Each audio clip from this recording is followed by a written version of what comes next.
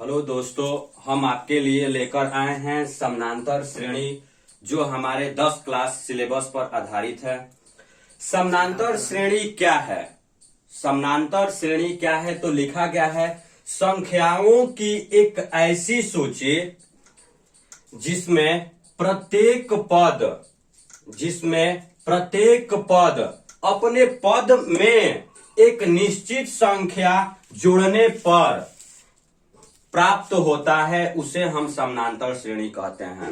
मतलब कोई भी संख्या हो उसमें एक निश्चित संख्या जोड़ा जाए तो हमारा समानांतर श्रेणी प्राप्त होता है। इसको हम संक्षिप्त में लिखते हैं एपी। अब यह जैसे हम लोग देखा जाए एग्जाम्पल हम ले रहे हैं, जैसे में 2 4 6 8, जैसे यह हमारा एपी है या नहीं इसको हम देखेंगे। तो यहां पर पहली पद को अतिरिक्त जैसे हम 4 में दो निश्चित संख्या जोड़ रहे हैं तो मेरा अगली संख्या प्राप्त हुआ 6। उसी तरह हम 6 में अगली संख्या जोड़े 2 निश्चित वर्ड तो कोई संख्या प्राप्त हुआ, जैसे प्राप्त हुआ 8। तो यह समानांतर श्रेणी हुआ। एक और चीज इसमें समानांतर श्रेणी में हमको पढ़ना है पहला पद और सार्वअंतर। तो पहला पद क्या है? सबसे पहला क्वेश्चन कि पहला पद क्या है। तो किसी भी श्रेणी का जो फर्स्ट अंक रहता है, जो फर्स्ट पद रहता है, जो फर्स्ट शब्द रहता है, उसको हम पहला पद कहते हैं।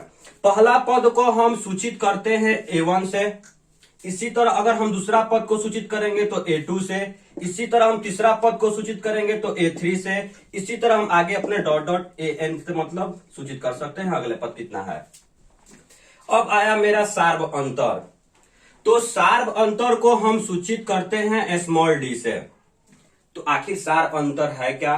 तो सार्वअंतर कहता है कि मेरा अगले पद, जैसे यहां पर हम माने कि A1 देखा जाए, जैसे हम लिख रहे हैं A1 A2 A3 A4 करके डॉट, यह हमारा एक श्रेणी है समानांतर श्रेणी है। अगर इसका हम बोलेंगे कि सार्वअंतर क्या होगा, तो सार्वअंतर निकालने के लिए हम A2 माइनस A1 करते हैं, यानी अगले पद से पहले वाले पद को घटाते हैं। इसको हम सूचित किससे करते हैं? तो D से। फर्स्ट पॉइंट नोट नंबर, सार्वअंतर जो है, सार्वअंतर यह धनात्मक हो सकता है या ऋणात्मक हो सकता है या शून्य हो सकता है। क्या क्या बताया गया कि सार्वअंतर जो D है, इसको हम फॉर्मूला होता है D का सार्वअंतर का कि अगले पद से पहले पद को घटाया जाए। जैसे हमको निकालना है किसी भी सार्वअंतर, जैसे निकाला जाए बीच वाला के लिए, तो यहां पर हम D निकालने के लिए क्या करेंगे कि A3 में से A2 को घटा दिया जाएगा।